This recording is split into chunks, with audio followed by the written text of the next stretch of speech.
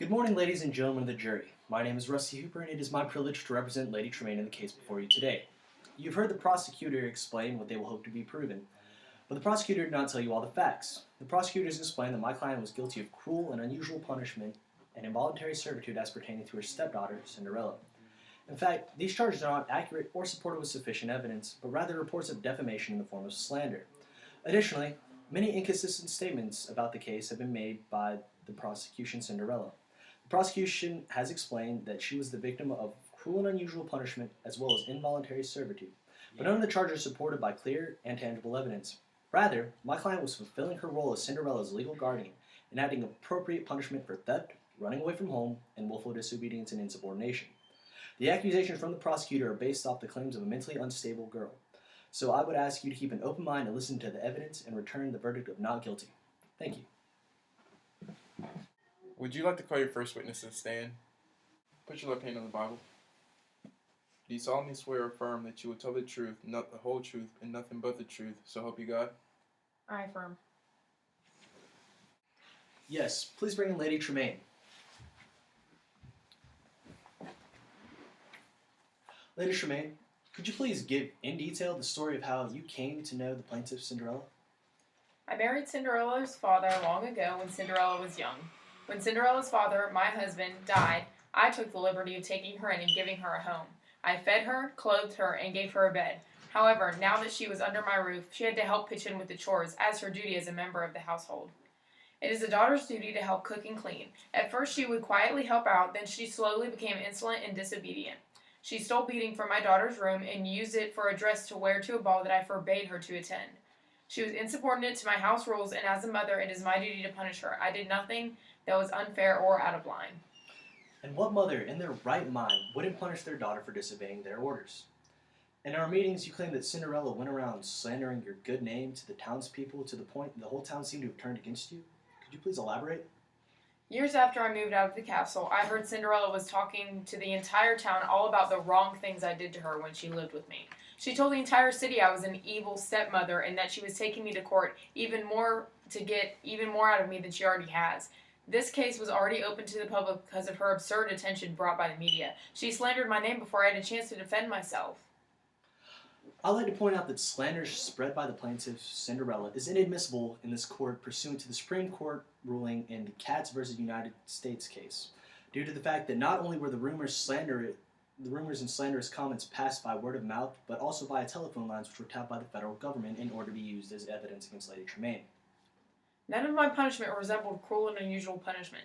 The only requirements I gave to Cinderella were to help cook and clean around the house. My two daughters have been helping around the house for years before Cinderella ever moved in, so they took a break for a while I asked Cinderella to make her contribution to the family chores.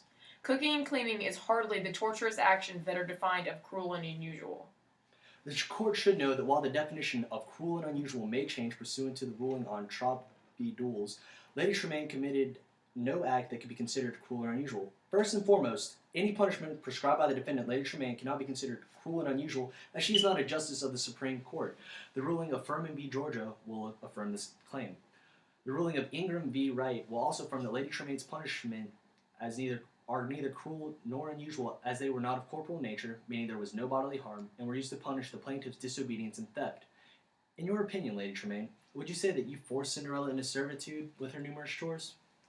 This situation with Cinderella does not fit the description of forced servitude.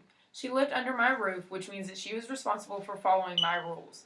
As a mother and a guardian, it is not illegal to ask my stepdaughter to help clean. I never forced her to do anything, and I did not force her to live with me.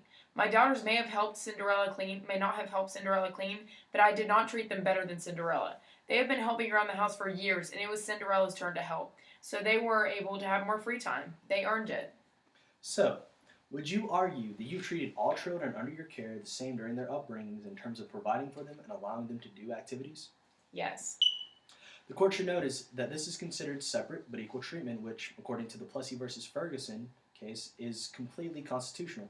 Some may argue that Brown v. Board of Education nullifies the ruling on the aforementioned case, but the ruling of Brown v. Board of Education makes separate but equal the unconstitutional in regards to the education system, not other aspects of society, which include the treatment of children in a domestic setting.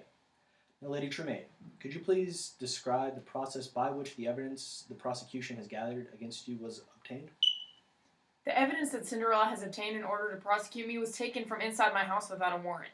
I never received a warrant for search of the house. Everything she has was stolen from my property. Ladies and gentlemen of the court, my client claims the police apprehended evidence from her property without a warrant. This is a violation of the defendant's Fourth Amendment right against unlawful seizure. Furthermore, the evidence used by the prosecution is inadmissible in court of law pursuant to the Matt v. Ohio case in which the Supreme Court prohibited the use of any unlawfully gathered evidence. That is all, Your Honor. Lady Tremaine? Thank you. Do you have any other witnesses? Yes, I do, Your Honor. I would like to bring in Anastasia. Please put your left hand on the Bible. Do you solemnly swear or affirm that you will tell the truth, the whole truth, and nothing but the truth, so help you God? I affirm.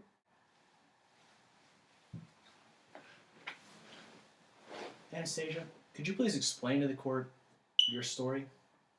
Well, there's just no way that my mother can be convicted of the crime she has been charged for. Right after Cinderella tried on that disgusting glass slipper and moved away with Prince Charming, she made sure to tell everyone that she was so glad that she could move away from our dreadful home. Which, really now, what can be so dreadful about our beautiful palace? It is only second best to her new home now in Prince Charming's castle. But anyway, all she wanted to do was to escape from our house and the horrible punishments that my mother inflicted upon her. So would you say that Cinderella publicized that she was treated cruel and unusually by going amongst the townspeople and claiming that is, as you just said, her home was dreadful, and that the defendant, Lady Tremaine, punished her in a cruel and unusual fashion? Yes! She had it posted everywhere. I mean, obviously the press just ate her up because, bam, all of a sudden Prince Charming had seen this random girl that no one had ever heard of at his ball, and he chooses to marry her. Everyone was interested, and since she had them eating out of the palm of her hand, she decided to make a story out of it. She managed to convince nearly the entire town that my mother treated her horribly. Please continue, Anastasia. Cinderella claimed that that her time living under your mother's roof was horrible? Yeah, but how could Cinderella call that horrible? I swear to you, she must be insane. What parent in their right mind would not punish their child after they snuck out of the house to attend the ball until midnight? And also, she stole some of mine and Drizella's old clothes to make her dress. That crazy girl. She did have those mice as friends, and for goodness sakes, mice just do not hold conversations with anyone. She told everyone that my mother, Lady Tremaine, was just downright evil. Spreading rumors like that and giving my mother such an awful reputation before today's trial is just not fair. She was never even given the chance to respond to the foul accusations made against her for all of these years. So one more time for the record. Is it safe to assume that you feel that your mother, Lady Tremaine, was falsely accused of the charge she is being tried for today? Yes. And furthermore, do you think that the plaintiff, Cinderella, spreading rumors would make this trial unfair because of the publicity generated by Cinderella's rumors, as you call them? It makes it completely unfair. The only reason anyone knows my mother's name is because of the slanderous and false accusations that Cinderella has given her. The entire public assumes that she is an evil, unfair, and unjust parent, and all parties here are predisposed to agree with Cinderella because Cinderella was financially able to afford the publication of her perspective. My mother never even got the chance to reply. I'd like to point out to the court that Lady Tremaine is being unfairly tried because of the pretrial publicity created by the plaintiff, Cinderella. In Shepard v. Maxwell Supreme Court case, Shepard contended that his 14th Amendment right to fair trial, was infringed upon by the publicity as it showed Shepard in a negative fashion which changed the opinion of the jury. The ruling in this court case will affirm that the statement that Cinderella's rumors have infringed upon Lady Tremaine's right to a fair trial according to the 14th Amendment.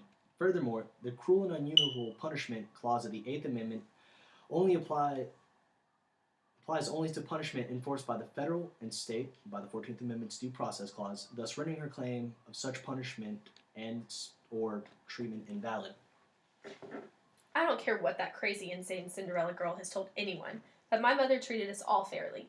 Cinderella just must have been unstable from her father's death, which, yes, is such a pity, so I can't completely blame her for being a tad upset, but that does not give her the right to lie about the way my mother treated her.